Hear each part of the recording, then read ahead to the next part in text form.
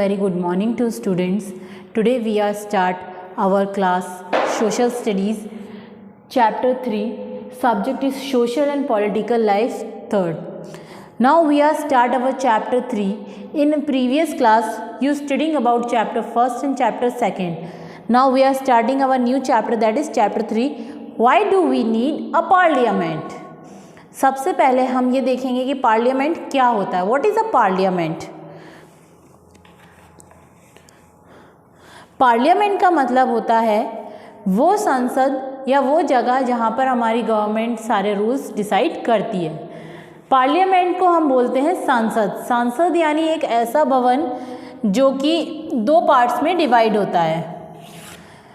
संसद जो है हमारा वो 2 पार्ट्स में डिवाइड है.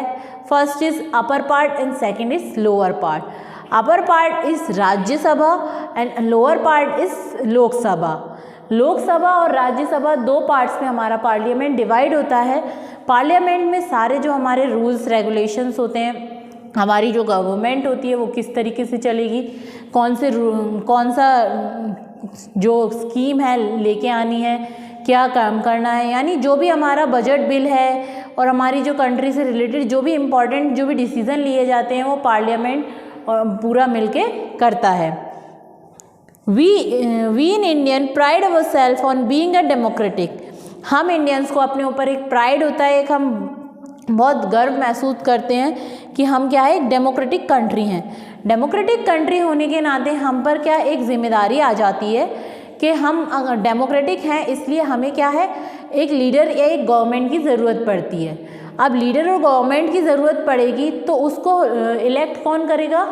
हम करेंगे. यानी हम हमारा पुराने टाइम में जो राजा महाराजा होते थे वो पीढ़ी दर पीढ़ी चलते थे, लेकिन आज के टाइम में इन मॉडर्न टाइम हम देखेंगे कि जो हमारे रिप्रेजेंटेटिव्स होते हैं, जो हमारे लीडर्स होते हैं वो खुद हमारे थ्रू चुने जाते हैं, इलेक्ट किए जाते हैं, उनको हम रिप्रेजेंट करते हैं.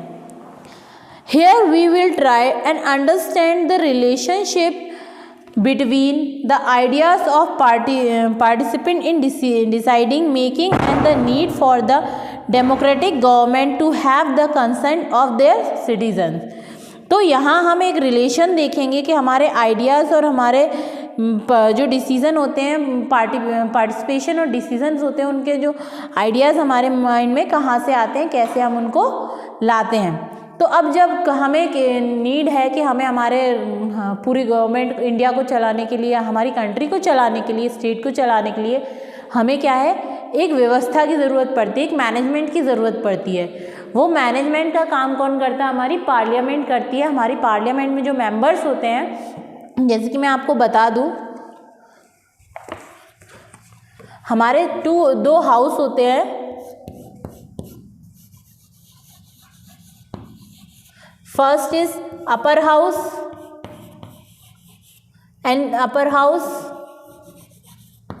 And second is lower house.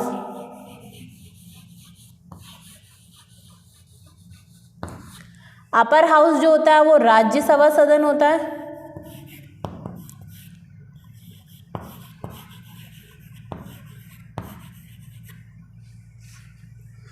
और जो लोअर हाउस होता है वो लोकसभा सदन होता है.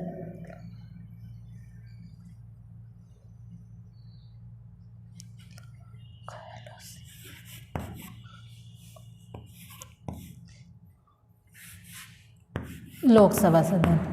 जो राज्यसभा होती है उसके टोटल 245 मेंबर्स होते हैं और लोकसभा में टोटल 545 मेंबर्स होते हैं. जो लोकसभा होती है हमारी उसमें कितने 245 मेंबर्स होते हैं, और राज्यसभा में 245 मेंबर्स होते हैं और लोकसभा में 545 मेंबर्स होते हैं.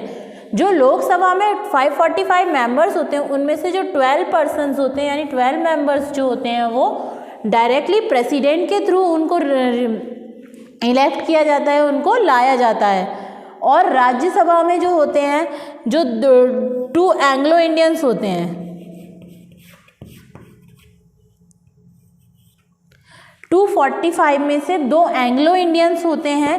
एंग्लो इंडियंस वो पर्सन होते हैं जिनके मदर इंडियन हो और फादर ब्रिटिशर हो, या जिनके फादर इंडियन हो, मदर ब्रिटिशर हो, ऐसे लोग एंग्लो इंडियंस होते हैं. तो ऐसे लोगों के लिए भी हमारी जो सदन है या हमारी जो सभा है उसमें जगह होती है, ताकि वो लोग भी जो हमारे फॉरेन ट्रेड्स वगैरह है या फॉरेन से रिलेटेड जो भी हमारे फैसले होते हैं उनमें हमारी हेल्प करते हैं। तो इसी तरीके से all democratic government to have the consent of their citizens, तो हर जो भी स्वतंत्र या लोकसभा की जो लोकतांत्रिक गवर्नमेंट होती हैं उनको अपने सिटीजन्स के लिए वर्क करना पड़ता है, कंसीडर होते हैं वो जो भी सारा काम करते हैं वो अपने किसके सिटीजन्स के लिए करते हैं। It is their elements that together make us a democratic and this is best expressed in the institutes of the parliaments. In this chapter we will try to see how the parliament enables citizens of India to participate in decision making and control the government. इस chapter में अब हम पढ़ेंगे कि किस तरीके से हमारे जो एलिमेंट्स होते हैं यानी जो हमारी डेमोक्रेटिक इंस्टीट्यूशंस हैं उनमें किस तरीके से पार्लियामेंट का रोल होता है, वो किस तरीके से काम करती है। और अब हम इस चैप्टर में देखेंगे किस तरीके से जो हमारे पार्लियामेंट्स के मेंबर होते हैं वो सिटीजन्स के लिए, अपने देश के नागरिक के लिए सही फैसले लेते हैं और किस तरीके से जो हमारी गवर्नमेंट होती है उसको कंट्रोल करते हैं। Thus making it is the most important symbol of Indian democracy as the key of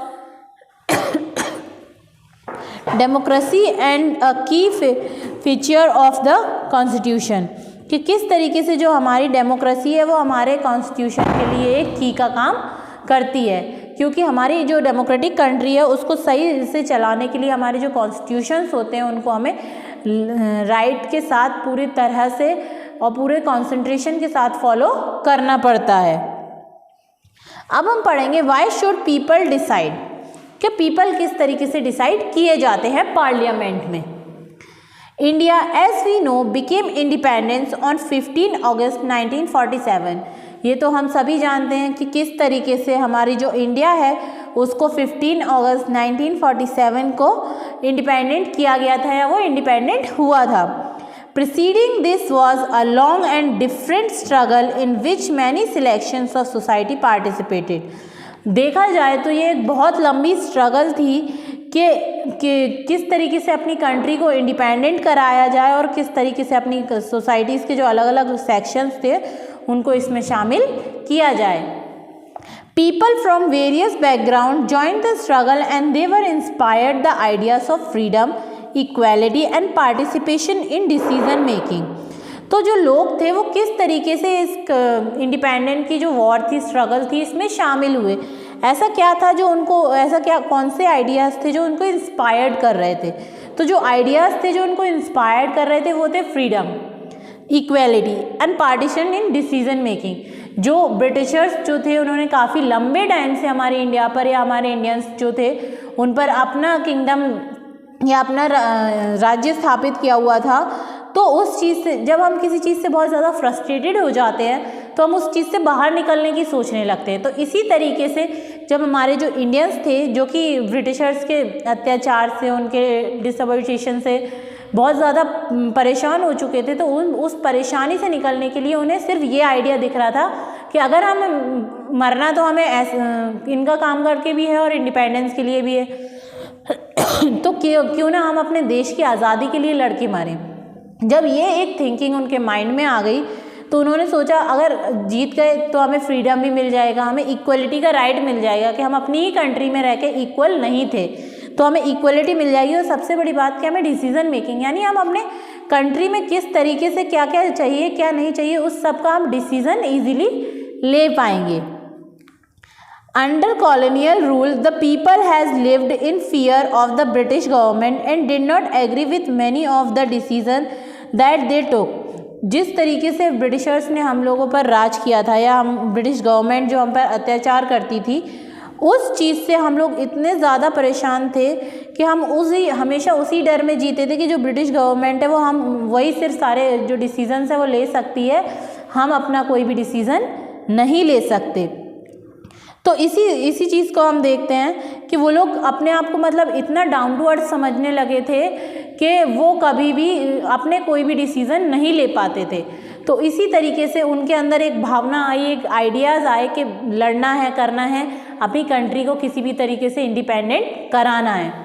तो अभी हमने देखा कि किस तरीके से लोग डर रहे थे कि अपने डिसीज़न खुद नहीं ले पा रहे थे। अब हम अगली क्लास में देखेंगे कि किस तरीके से लोग उस सिचुएशन को फेस कर रहे थे। आज के लिए इतना ही। Thank you.